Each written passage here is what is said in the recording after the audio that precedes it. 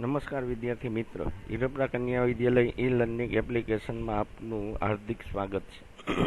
આજે આપણે ધોરણ 11 અર્થશાસ્ત્ર પ્રકરણ નંબર 5 આવક અને ખર્ચના ખ્યાલો જેમાં લેક્ચર નંબર 2 લેશું.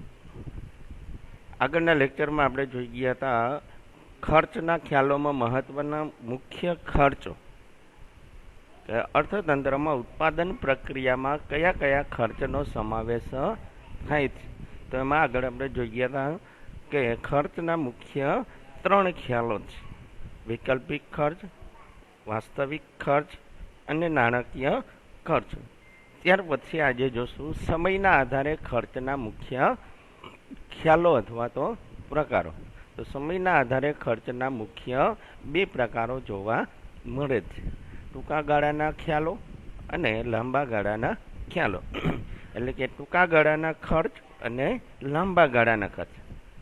આમ સમયના આધારે ટૂંકા ગાળાના નાણાકીય ખર્ચને રજૂ કરવામાં આવે છે કે કેટલાક ઉત્પાદનના સાધનો એવા છે કે જેના પ્રમાણમાં સહેલાઈથી ફેરફાર કરી શકાય.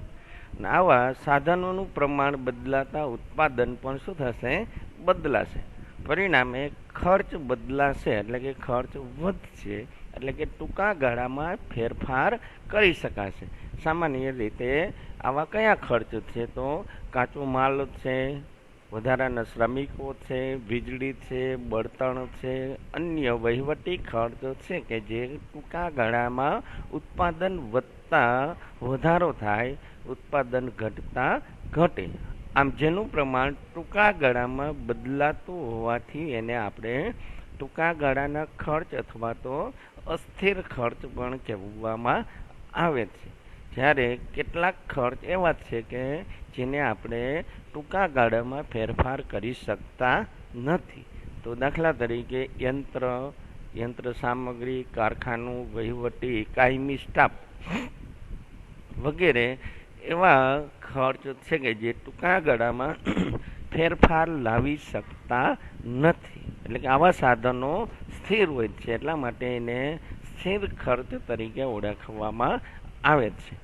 આમ ટૂંકો ગાળો એટલે કે સમયનો એટલો ગાળો કે જેમાં પેઢી, ખાસ ટૂંકા ગાળામાં પેઢી પોતાના કદમાં ફેરફાર કરી શકતી નથી. એટલે કે ટૂંકા ગાળામાં પેઢી પોતાનું કદ, એટલે કે જેવડું પેઢીનું ઉત્પાદન ક્ષમતા હોય છે એનું જે કદ છે એમાં ફેરફાર કરી શકતી નથી. પરંતુ સ્થાપિત ઉત્પાદનના સાધનોથી ઉત્પાદન શક્તિમાં વધારો કરીને વધારાનું ઉત્પાદન કરે. તો આવા જે ખર્ચ છે એને ટૂંકા ગાળાનો ખર્ચ તરીકે ઓળખવામાં આવે છે. કે ટૂંકા ગાળાના સમયગાળા દરમિયાન પેઢી કેટલાક સાધનો સ્થિર હોય છે, આમ છતાં ઉત્પાદન વધારી શકે. કયા કયા સાધનો? તો દાખલા તરીકે પેઢી પોતાનું કદ એટલે પ્લાન્ટ, યંત્ર સામગ્રી, કારખાનાનું મકાન વગેરે સ્થિર હોય છે, પણ ઉત્પાદન શક્તિમાં વધારો કરે છે. એટલે કે ઉત્પાદન વધારે છે.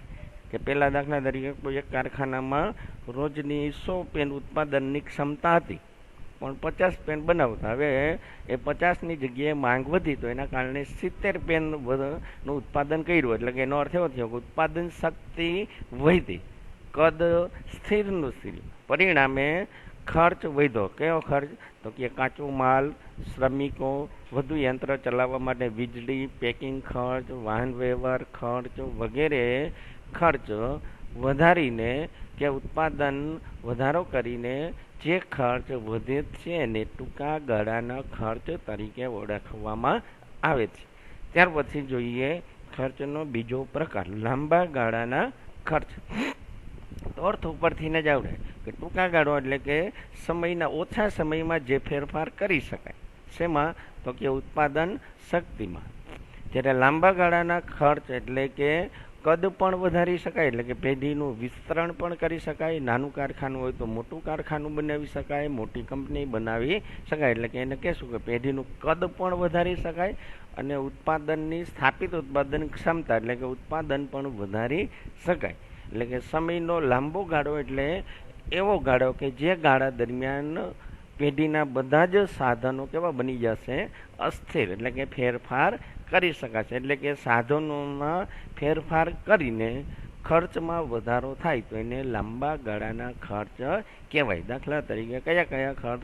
તો કે પ્લાન્ટ, યંત્ર સામગ્રી, કારખાનાનું મકાન વગેરેના પ્રમાણમાં વધારો કે ઘટાડો કરીને પેઢીના ખર્ચ કે ઉત્પાદનમાં વધારો ઘટાડો કરી શકાય છે, જેને પેઢીના લાંબા ગાળાના ખર્ચ કહેવામાં આવે છે. આજની નવી અને આધુનિક યંત્ર સામગ્રી વડે ઉત્પાદન એકમનું કદ પણ વિસ્તારી શકાય છે, જેને લાંબા ગાળાના ખર્ચ કહેવામાં આવે છે.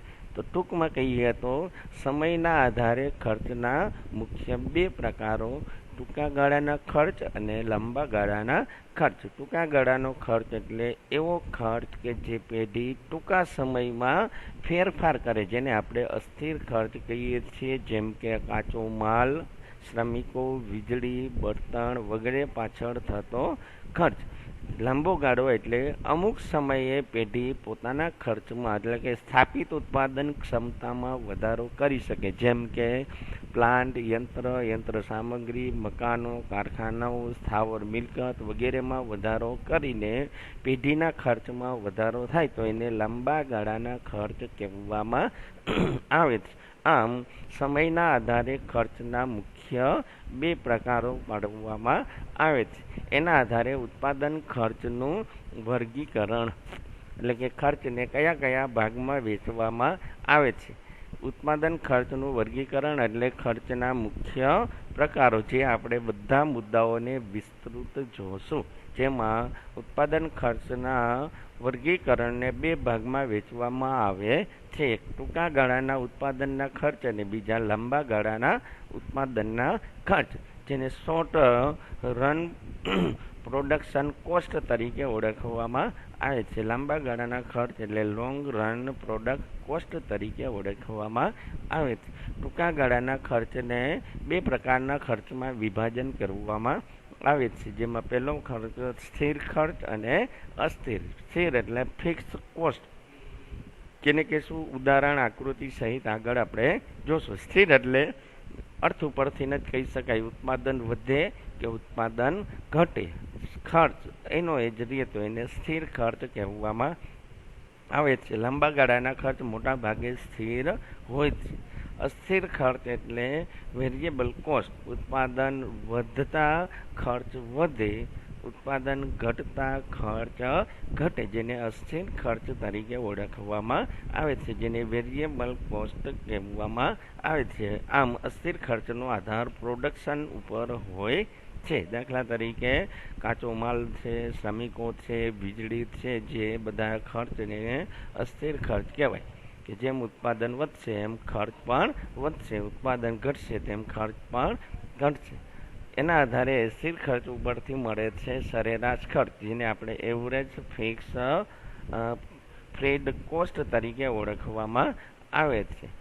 એવરેજ ફિક્સ કોસ્ટ એટલે કે સરેરાશ સ્થિર ખર્ચ. સરેરાશ એટલે એકંદરના ખ્યાલો કેને કહેશું એવું આગળ જોઈએ છે કે એકમ દીઠ થતું ખર્ચ, જેને સરેરાશ ખર્ચ તરીકે ઓળખવામાં આવે છે. જેમાં સરેરાશ ફિક્સ ખર્ચ જ્યારે સરેરાશ અસ્થિર ખર્ચ, એ બે આકૃતિ ઉદાહરણ સહિત જોશું. ત્યાર પછી ખર્ચના વર્ગીકરણમાં બીજો પ્રકાર છે લાંબા ગાળાના ઉત્પાદનના ખર્ચ. લાંબા ગાળાના ઉત્પાદનના ખર્ચ એટલે કે અમુક સમય પછી પેઢીમાં સ્થિર અને અસ્થિરતા એવું કોઈ જોવા મળતું નથી. ઉત્પાદનના બધા જ ખર્ચ લાંબા ગાળે લોંગ રન પ્રોડક્શન કોસ્ટ કે લાંબા ગાળે બધા જ ખર્ચ અસ્થિર બને છે. આવા ખર્ચને લાંબા ગાળાના ખર્ચ તરીકે ઓળખવામાં આવે છે. આમ ખર્ચનું ઉત્પાદન ખર્ચના વર્ગીકરણ બે રીતે કરી શકાય છે. બાકી આગળના પીરિયડમાં નવા મુદ્દાઓ સાથે આગળ જોશું. સ્થિર ખર્ચ કેને કહેશું, અસ્થિર ખર્ચ કેને કહેશું, સરેરાશ ખર્ચ કેને કહેશું. અસ્તુ, ઘરમાં રહો સુરક્ષિત